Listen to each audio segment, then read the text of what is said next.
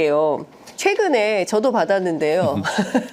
검찰이 무차별적으로 통신조회를 했습니다. 그 규모가 어떤 매체는 뭐 3,000명, 민주당이 자체 조사를 했는데 140명이 넘은 거죠. 네네. 당직자, 의원 포함해서 그렇습니까?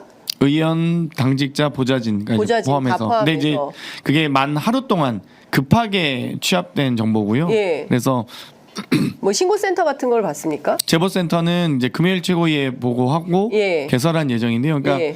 지금 이 통신기록조회가 두 가지가 있습니다. 네. 한 가지는 이 사실 확인 조회라고 해서 통화 기록과 통화 시간까지 나오는, 또 법원의 영장을 발부받아야 되는 네. 통신 사실 확인 조회가 있고요. 네. 이번에 이제 여러 문자를 받으신 거는 통신 기록 조회인데 가입자 성명과 주소, 주민번호까지 가입자 정보를 확인할 수 있는 네. 통신 기록 조회인데요. 작년 12월 29일에 제가 과방위에 있을 때 이때 전기통신사업법이 다행스럽게 네. 이 대통령이 아마 이 법이 어떤 의미가 있는지 잘 몰랐던 것 같아요. 통과되고 나서 네. 올해 1월 1일부터 통신기록 조회가 된 분들은 문자로 안내 드리고 있습니다. 네, 그렇기 네. 때문에 이제 지금 이렇게 확인하실 수 있는 거고요. 그래서 제가 재차 말씀드리는 건 12월 31일, 2023년 12월 31일 전에 통신기록 조회가 되신 분들은 개별적으로 개인적으로 통신사에 이 신청을 하셔야 됩니다. 조회 신청을 하셔야 되고요. 예. 그러면 한 일주일 내외로 이 사실 조회가 나올 텐데 조회 기록이 네, 안내가 네. 될 텐데요. 꼭 한 번씩 정말 이 통신 기록 조회를 당한 적이 있는지 신청을 해보시기 바라고요. 네. 지금 저희가 파악한 바로는 이 정말 국회의원, 보좌진, 당직자뿐만 아니라 네. 정말 의원의 지인 혹은 뭐 이 후원자 혹은 지역 당원에 이르기까지 예. 정말 아무 상관이 없는 분들까지도 통신기록 조회 문자를 받았던 분들이 쇄도하고 있습니다. 봉지욱 기자는 초등학교 딸도 받았다는 거예요. 그러니까 그것도 말도 안 되고 평소 어떤 자주 가는 뭐 양고기집 사장님도 받으시고. 네네 모 의원님은 지역에서 그냥 활동하시는 당원이 예. 통신기록 조회 받고 받았다. 그래서 예. 근데 그것도 1월 1일 이후 일입니다. 그렇기 네. 때문에 꼭 12월 31일 이전 조회에 대해서는 개인이 신청하셔야 된다는 네. 점 꼭 말씀드리겠습니다. 네. 그러니까 1월 1일 이후기 때문에 그 전에 통신기록 조회를 받으신 분들은 이 문자 안내가 되지 않습니다. 예. 그렇기 때문에 별도로 확인이 좀 별도로 필요하다. 개인적으로 확인하셔야 됩니다. 이건. 아, 이거 왔는데도 뭐 확인 안 해서 모르고 넘어갔을 수도 있겠네요. 그렇죠. 기자들 문자 같은 뭐 경우에는. 찾아야 되니까 근데 문자 워낙 이번에 많이 오니까요. 보면 무차별적으로 정치인, 언론인들에 대해서 굉장히 많은 통신 조회를 한 걸로 보이는데 이게 말이 그렇지 사실상 사찰에 해당하는 거 아니냐. 라는 비판이 있습니다. 민주당은 이 사건 좀 어떻게 규정하고 있고 어떻게 대응할 계획이십니까? 이 통신기록 무분별한 무차별적인 통신기록 조회는요. 예. 이 어찌됐건 여러 이 뭐 수사 과정에서 이 피혐의자들과 통화한 사람들에 대해서 혐의가 특정될 경우에는 통신기록 조회를 할 수 있긴 합니다. 네. 수사기관이 요청할 경우에 통신사가 제공할 의무가 있고요. 다만 보통 이 혐의가 있으면 혐의에 관계될 수 있는 여러 가지 정황 증거라든지 여러 가지 이 증거가 아니더라도 뭐 심증이 있다든지 뭐 이런 정도가 있어야 되지 않겠습니까? 그런데 무슨 이 어떤 특정 혐의라 할지라도 뭐 2,000명, 이렇게 3,000명 이런 식으로 정말 무분별하게 수사 대상과 범위가 확대될 이유가 없고요. 네. 또 한편으로는 이 전기통신사업법상 30일 이내에 통신사가 제공할 의무가 있고 이 3개월씩 두 차례에 걸쳐서 연기할 수는 있습니다. 이 수사기관의 요청에 네. 의해서 그것도 물론 아주 제한적으로 가능하거든요. 뭐 도주의 우려가 있거나 증거인멸의 우려가 있거나 피의 혐의자가 예. 뭐 피의자 또는 피해자의 명예가 훼손될 경우에 아주 제한적으로 뭐 국가안보상은 당연하죠. 아니, 그러니까요. 그런데 이 사건은 국가안보상의 사유가 있는 뭐 사건이 아니기 아니죠. 때문에요. 그런데도 불구하고 이렇게 무차별적으로 이 무작위하게 이 수사 대상과 범위를 이 대폭 확대해서 통신기록 조회한 것은 직권남용의 여지가 매우 높다. 네. 그리고 전기통신사업법이나 이 통신비밀보호법 위반 사유가 매우 높다고 보고요. 네. 또 한편으로는 두 차례에 걸쳐서 특정 통신기록 조회에도 불구하고 예. 혐의가 특정되지 않거나 혐의를 입증하지 못한 입증 책임은 검찰이 있습니다. 네네. 입증을 하지 못한 이 대상자에 대해서도 두 차례에 걸쳐서 유예한 것은 우리가 다들 기억하시다시피 이 올해 4월에 총선이 있었거든요. 네. 저는 선거에 개입할, 선거에 영향을 미칠 의도가 다분했다. 그리고 검찰이나 검사나 경찰이 예. 이 선거에 개입하거나 방해했을 경우엔 예. 최소 징역 10년에 이르는 아주 중한 범죄, 선거 방해죄라고 해서요. 보시면 아주 엄한 범죄입니다. 그래서 그러니까. 예. 이 범죄는 아주 엄격하게 처벌되거든요. 예, 그렇기 예. 때문에 저는 만약 이 유해 사실이 네. 이 정말 제대로 이 유해 사실에 대해서 제대로 입증하지 못할 경우엔 저는 해당 그 검사는 선거방해죄로 처벌해야 된다 봅니다. 네. 만약 이 무차별적인 이 통신기록 조회가 예. 총선 전에 만약 발각이 됐다면 예. 저는 뭐 총선에 최소 엄청난 영향을 미칠 거라 보고요. 그렇겠죠. 최소 2, 30석은 차이 아마 영향을 미쳤을 2, 거라 보고 30석의 차이가 있었을 최소 거다. 2, 30석이라고 보고요. 예. 그러면 아마 200석을 넘겼겠죠. 아, 그렇구나. 아니 근데 저도 사실은 통신 조회를 당해가지고 이제 기자니까 저는 그 해당 전화번호로 연락을 했어요. 그런데 이제 문서 목적이, 그러니까 문서 번호는 이재명 대표, 추미애 대표하고 번호가 같아요. 87번. 뭐 여러 가지가 있더라고요. 87번, 116번, 117번. 뭐 민주당에서 확인한 네. 문서 번호가 한 6, 7건 정도가 더 6-7건 정도. 있습니다. 아, 그러니까 예. 지금 서울중앙지검의 통신기록조회도 있고요. 예. 그 거기서 한 게 이제 뭐 87번, 예. 116번 등등이 있고요. 예. 또 성남지청에서 수원지검에서 한 뭐 수원지검도 있고 성남지청도 있고 예. 군 검찰도 있고 대구지방경찰청도 있고 여러 가지 이제 흩어져 있습니다. 그래서 이게 몇 보통 개 심각한 기관에서 문제가 아니네요. 그러면 네. 추가로 지금 민주당에서 확인한 내용들이, 그러니까 중앙지검뿐만 아니라 지청이나 지검 차원에서도 이런 통신 조회가 있었던 것이고 관련된 사람들이 전부 다 이렇게 그 확인을 받은 건데, 제가 전화를 했어요. 무슨 조사, 그러니까 수사 이렇게만 되어 있어요. 그래서 무슨 수사냐 확인해 달라라고 했는데 말할 수 없다는 거예요. 피의사실 공표가 될 수 있기 때문에 그 사건 관계인은 아니어서 말할 수 없다. 그리고 두 번째는 앞서 말씀 주신 대로 1월 4일 날 통신 조회를 했는데 제가 연락받은 거는 8월 2일이거든요. 문자가 온 건. 그럼 도대체 7개월 동안 왜 이거를 연락을 안 한 거냐? 어느 항목에 해당되는 거냐? 전기통신사업법상. 그랬더니 확인해서 연락 주겠다고 했는데 지금 3일째 연락이 없습니다. 걱정하지 마십시오. 네. 저희가 법사위에서 네. 낱낱이 다 밝힐 거니까요.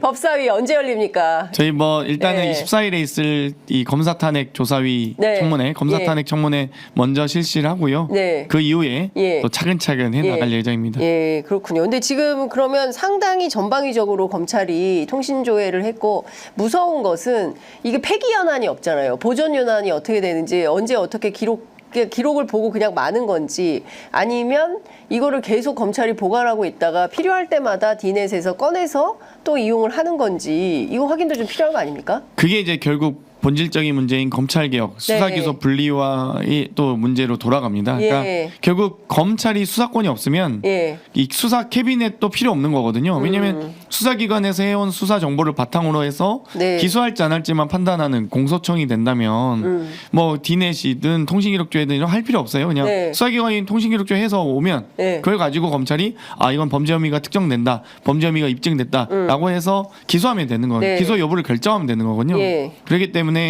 저는 결국엔 이 통신기록조회든 뭐 디넷의 이 검찰 캐비넷이든 예. 정말 다 결국 수사기소 분리와 이 밀접한 연관이 있는 네. 사안이다라고 보고요. 예. 이 검찰이 어찌되건 좀 저도 이 사건을 지금 계속 들여다보면서 두 가지 의미 좀 있어요. 네. 그러니까 왜 1월 4일 날 했을까? 통신기록조회를. 예. 두 가지인데 하나는 전기통신사업법이 개정된 건 몰랐나?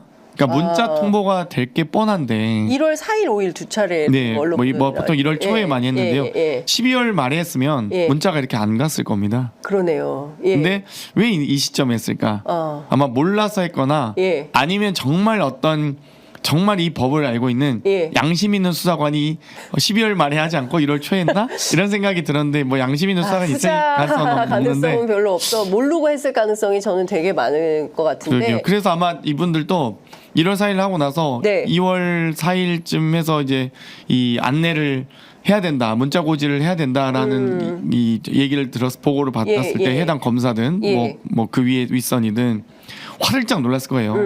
야 이거 통신기로 이렇게 많이 조회했는데 뭐 2, 3천 명 저는 제가 보기에는 수만 명까지 갈 수도 있다고 보거든요. 예, 봉지욱 기자는 10만 명 정도 될 거라고 네, 얘기를 뭐 하더라고요. 상당히 많을 걸로 예. 예상이 돼서 예. 근데 화들짝 놀랐을 거예요. 이거 지금 통신기록조 우리가 이렇게 한 거 우리가 예. 소위 사고 친 거 예. 드러나면 예. 난리 날 텐데 총선이 망할 텐데 폭망할 텐데 예. 어떡하냐라고 아마 엄청난 걱정을 했겠죠. 그런데 의원님 말씀 주신 대로 4월에 총선이 있었잖아요. 네. 그 4월 총선을 의식해서 두 번이나 특별한 이유 없이 그 연기해서 8월에 다 이렇게 쫙 보낸 것은 선거를 의식해서 검찰이 뭐 일종의 뭐라 그래야 됩니까? 뭐 비밀에 붙였다 이렇게 한다면 이것도 사실관계를 확인해서 엄단해야 되는 거 아니겠습니까? 최대한 늦춘 거죠. 네. 예, 그리고 만약 1월에 하고 나서 이제 2월 통지 의무를 네. 5월로 넘겼었다. 예. 그러면 5월에 다들 아시다시피 예. 이 상임위원장 배분, 그렇습니다. 원구성 협상, 예. 그러니까 특히 22대 국회 개원 협상 과정이었기 때문에 예. 만약 이것도- 이 5월 한 중순 정도에 3개월 연장해서 5월에 했으면 제가 보면 국민의힘이 제대로 된 얼굴을 들 수나 있었을까요? 예. 제가 보기에는 18개 상임위를 다 민주당이 독차지한다 해도 할 말이 없었을 것 같고요. 아마 그런 점 때문에 법사위를 국민의힘이 차지하기 위해서 그토록 노력하지 않았나.